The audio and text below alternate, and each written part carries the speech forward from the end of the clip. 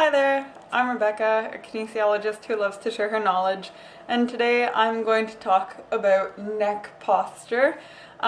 Just so you know, I don't know you, I don't know your case specifically, so if you're having any pain or you think you have an actual injury, go see a sports med doc or a physio or someone like that. This is all just kind of general information. So the main thing we see with necks these days has been dubbed by the media and kind of pop culture as Textneck, because we tend to spend a lot of time texting, a lot of time on our portable mini computers, tablets, phablets, phones. And the idea is that when something's designed to interface with your hands, it's a touch screen, and your eyes at the same time, usually we'll put the item down in our lap and bring our head and our eyes down to it, creating this head forward posture.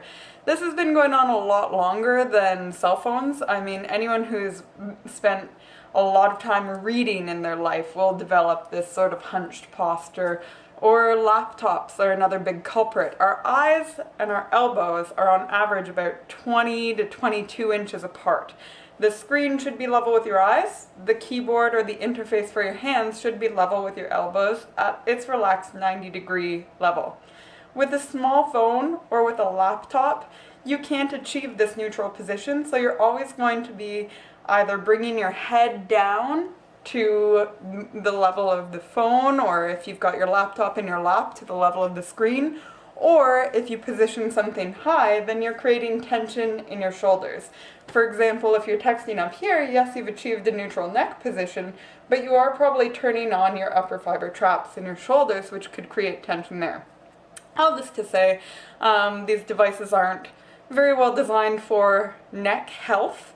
And the best thing to do is just try and minimize your usage and use a computer that's actually well set up for you when possible, because we spend so much time on these devices these days. Why should you care? If you have no pain and you decide, I don't care if I get a hump in my old age, but in the back of my neck, I don't care about that, so I'm just going to keep on doing what I'm doing right now. That's not the best attitude. First of all, I don't know anyone who actually would want a hump in their back. We've all seen people who've got a very head posture, very stooped, who have developed a hump at their C7 vertebrae there, the kind of lump in the back of your neck.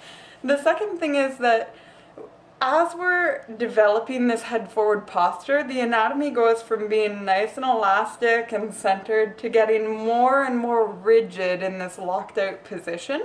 And we might not get pain as we're slowly deteriorating there.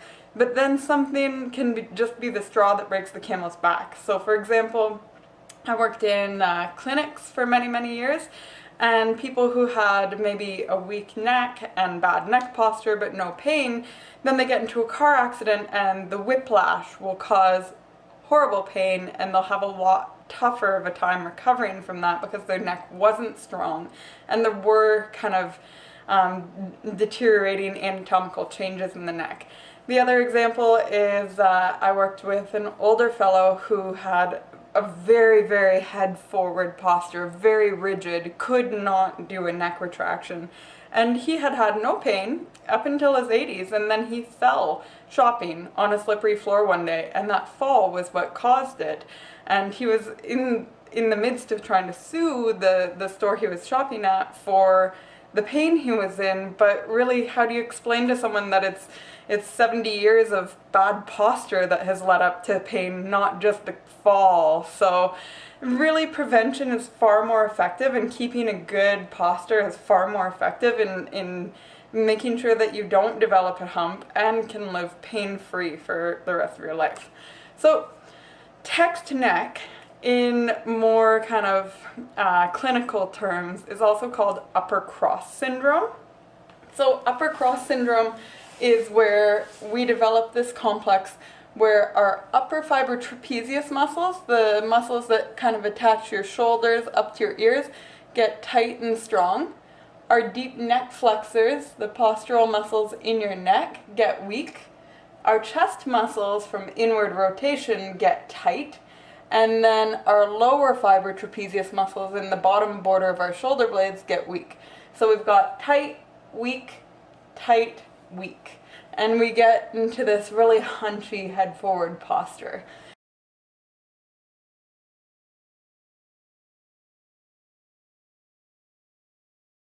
Computers, we're always inwardly rotating, always looking forward toward the screen.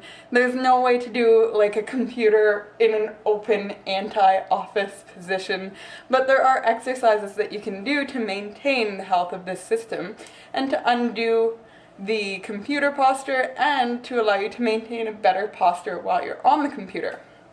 So first thing is the upper fiber trap. So if you've ever gone for a massage, you've felt the tension in here. Anytime you, like even just pressing on it, you can probably find a few trigger points in there. We just tend to store our stress in these muscles here.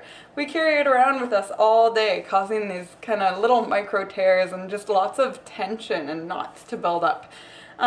So it's hard to deal with that directly, I find. Usually the other exercises will help those muscles turn off if they're done, but as a stretch you can do a gentle ear to shoulder stretch just to try and target that muscle there, trying to keep your nose and your chin straight ahead, no twisting with your head, ear to shoulder staying straight. And try the other side. You will always have one side that's tighter than the other. We are asymmetrical creatures, and that's just what happens. I brush my teeth and I mouse with my left hand, so my left side is actually tighter than my right side for this. A second stretch that's very, very related, it hits a slightly different muscle called the Levator scapula, is going into ear to shoulder, but then looking slightly down toward your armpit. And you'll probably feel this, I feel it just slightly further back. This is a different muscle. And if you want to add the gentle pressure of your hand, really just the weight of your hand, no pulling on your head, you can do that. And make sure you're still breathing. Try the other side, so we go kind of ear to shoulder, look down at the armpit, and then gentle weight of the hand. And breathe. Again, my left side is tighter than my right side for this. Probably because I hold tension in it when I'm using the mouse of the computer. We're not perfect, all of us. The next area to target. So these ones are tight. Now the deep neck flexors are weak.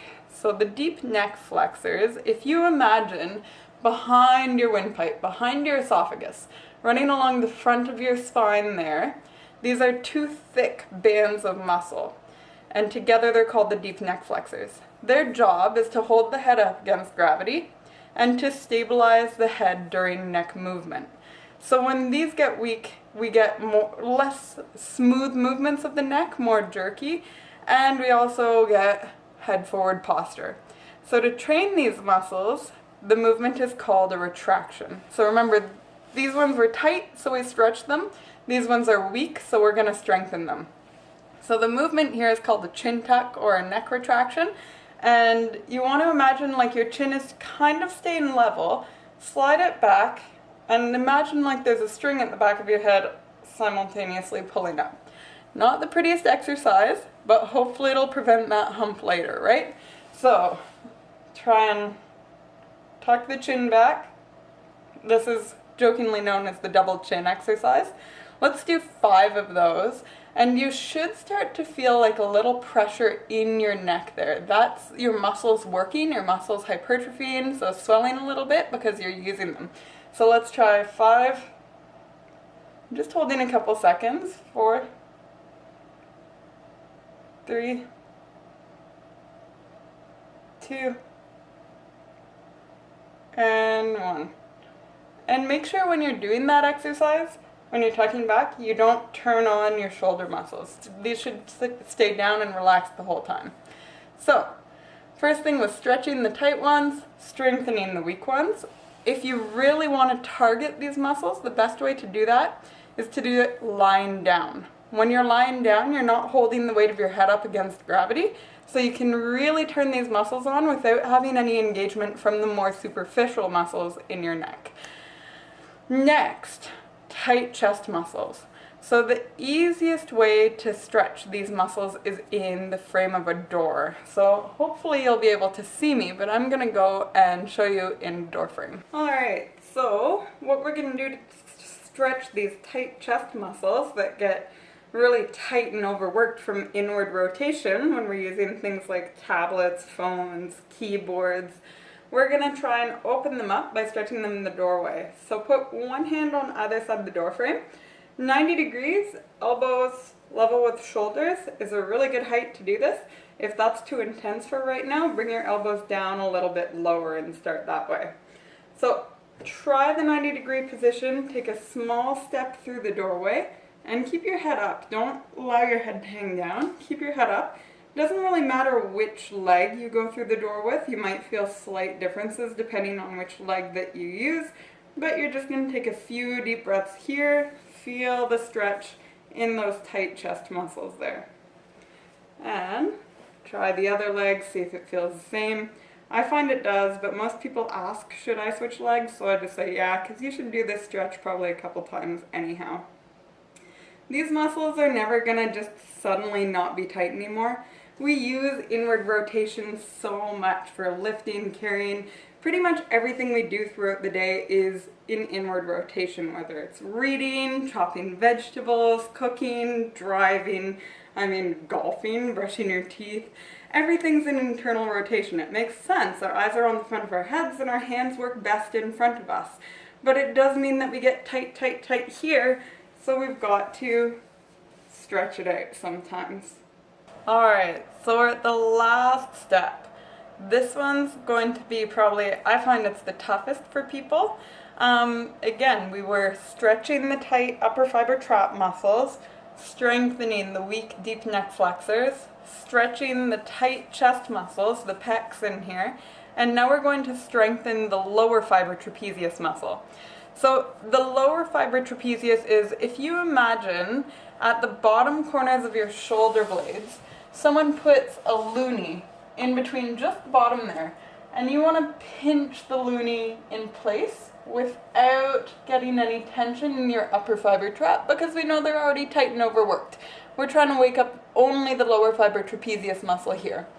So loonie, bottom corner of the shoulder blades, hands are at about 30 degrees at the side, palms facing forward, and pinch down and in. Let's try 5 more of those. So 5, build up some tension, then relax. 4, 3, 2, and 1. And you should be able to feel those muscles working down there.